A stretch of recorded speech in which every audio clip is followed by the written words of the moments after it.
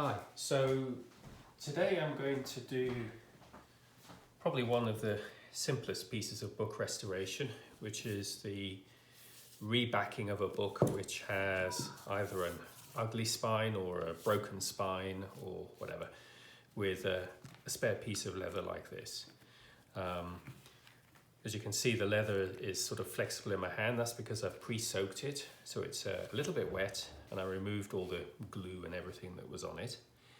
And as you can see, it's about 2 inches, maybe 1.5 inches or so bigger lengthwise than the book, and big enough to fit around like this. General rule with leather is you're going to use more than you think you are, so always allow a little bit extra. So what do you need to do this? Obviously the book, the leather, some paper clips, elementary school glue. These are shims, wooden shims that a general contractor or a decorator would use, and some old ties. Those will have a special purpose later. So we're going to make a start now, and the first thing that we should do is think about how the leather's going to actually fold top and bottom when it's attached to the book. So to prepare, what you want to do is to first off see if you can tease away any sort of attractive paper here, just a little bit, so that you can actually tuck the leather underneath. So just using a knife or a pin or something, just make sure there's a little bit of give there, so that we can get the leather underneath.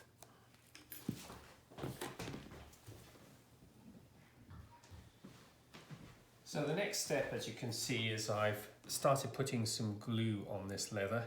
The reason I use this glue is it dries, it is clear, it dries clear, it's pH neutral, it just contains no bad chemicals, and it's something a 5-year-old would use, therefore it's probably something that you can use in a book. If it dries and we've made a mistake, we just dampen it slightly and we can undo what we did and start over.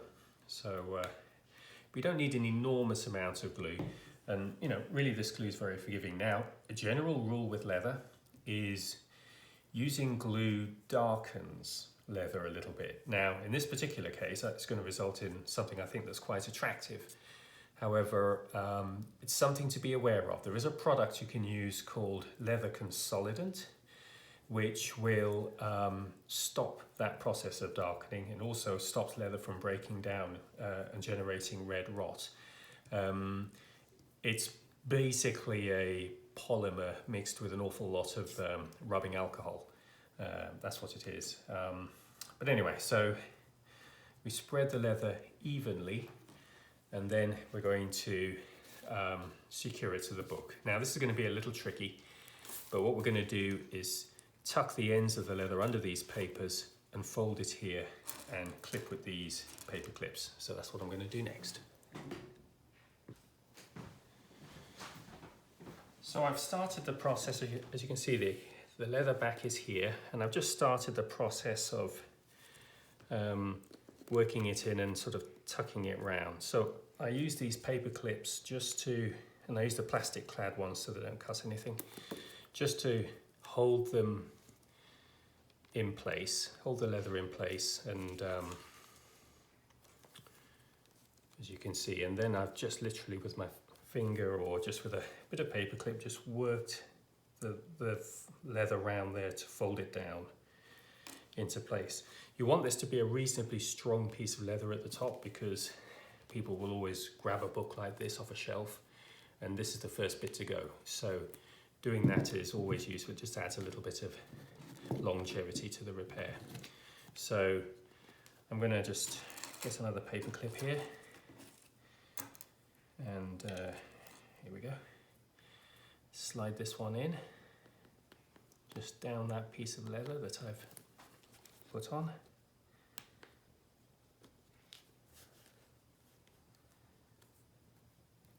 And it just helps,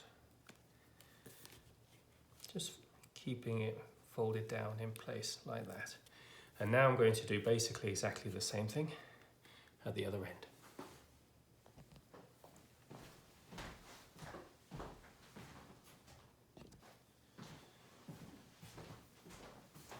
Okay, so we've gotten to a position now where we've folded the leather in at both ends. Now, leather's quite forgiving, especially when it's wet, but it also can be quite trying.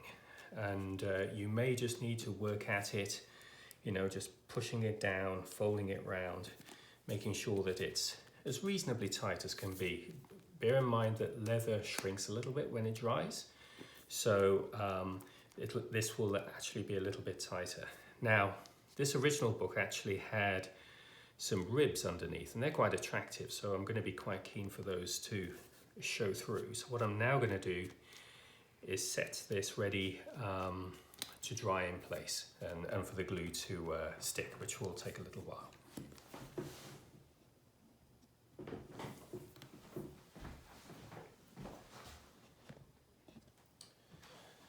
So you're probably wondering, why on earth am I using old ties and shims in bookwork? And the answer is, I want to have this leather dry in situ in such a way that it allows these ribs to show through, which they're not doing at the moment, because I want the leather to shrink in between the ribs as it dries. Now, the beauty of ties, as opposed to, I don't know, a belt or a strip of fabric, is that the width of the tie actually changes along its length, which means you can always adjust the tie to be exactly the right width for where you're trying to hold the leather in place between the ribs underneath. So for example, here, there's a rib here and here that I can feel. So what I'm going to do is just adjust the tie so it'll grab the leather between the ribs, right there. And then when I tighten the leather, it'll really allow the ribs to show through. So I'm going to set all 4 of these ties in place, and then I'll show you how the shims are used. Okay, so I've now put all of the ties on, and I've done it in such a way, and this won't be that visible, but there are little bumps here where the ribs that were underneath this leather are located. Now, these ties are exerting a little bit of pressure, but nowhere near enough to really get the leather to shrink in place. So we need to put a lot more pressure on the leather, and we do that with these shims. And what we do is we feed the shims underneath like this, and as we do that,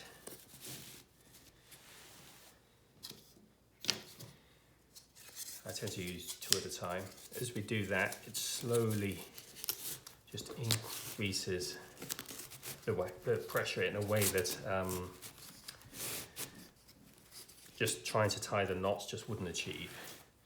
And you just build it higher and higher until eventually you've got enough pressure. So these shims, they're thinner at one end than the other. So I insert the thin end, which is easy.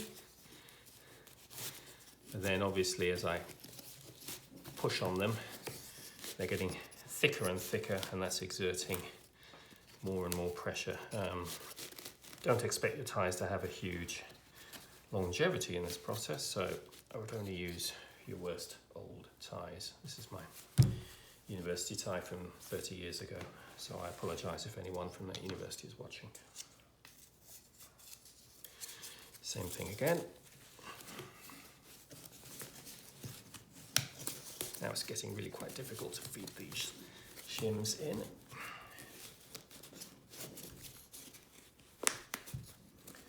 You can get the idea. I'm sure there are other ways that professional bookbinders would use. I am not a professional bookbinder, but this is what has been, what has been working for me. So what that's now done is these ties are now exerting a lot of force here, and I can just push on these to really push on the thick ends, pushing the thin ends further forward, and it just increases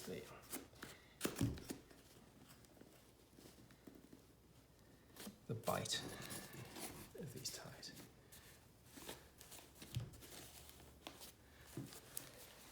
And the beauty of it is the ties don't do any damage to the rest of the book, they just fold around. So that's just a really good way of holding the leather in place. Don't be afraid to also add more paper clips as well, just to hold everything in place here. If there's a little gap here at the spine where you just want to make sure this leather really sets nicely and folds over.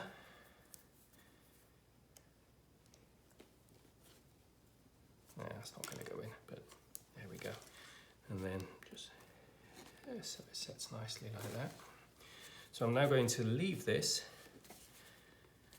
to dry. The leather will shrink a little bit as it dries, and so we should end up then with a nice new spine.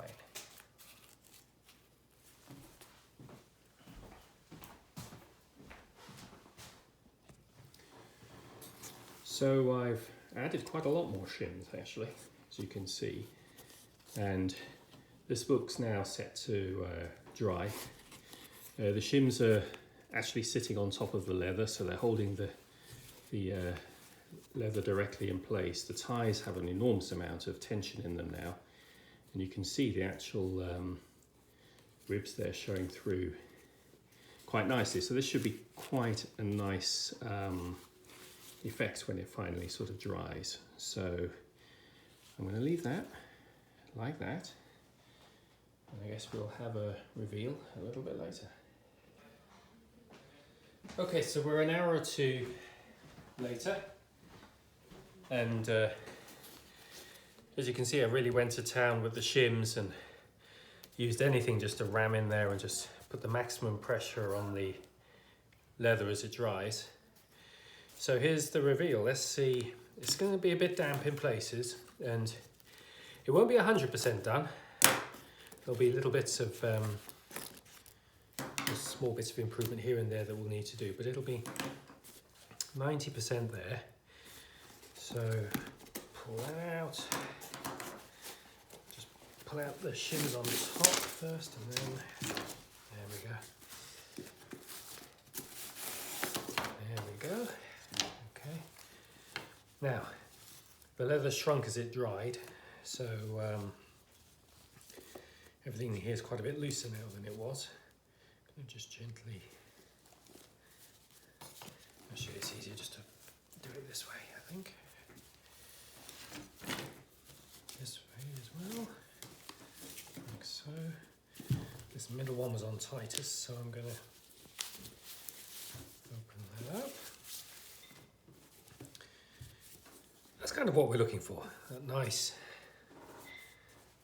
you can see it there, but that nice sort of ribbed look. That's just reflecting the ribs that were underneath. So I'm just going to open and just gently pull out these clips.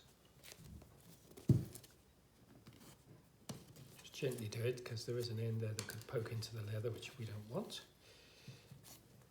Such as there, so gently pull that up. Okay. There we go. So we've got this nice. Now let's just open it, see how it behaves. That cracking sounds normal. It's the first time the leather's being stretched in its new shape. There we go. That really looks pretty nice. You can buy labels that can go here. A lot of folks also dabble with using gilt, which you can stamp on or paint on. But you know, I think that looks pretty nice. Now this book came to me as just a load of pages, a text block that had no covers at all. But this book is more than 400 years old. It was printed in 1592. It's a Renaissance book, printed in Italy. And it's, you know, has a bit of extra life in it now, and, you know, hopefully this repair will last for, you know, some decades at least. And that's it.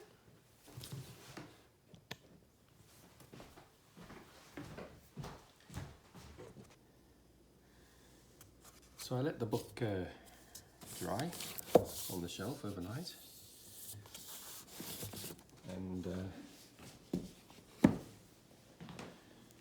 this is how things look.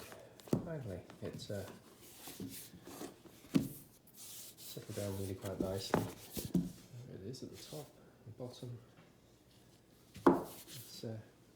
That's turned out quite well.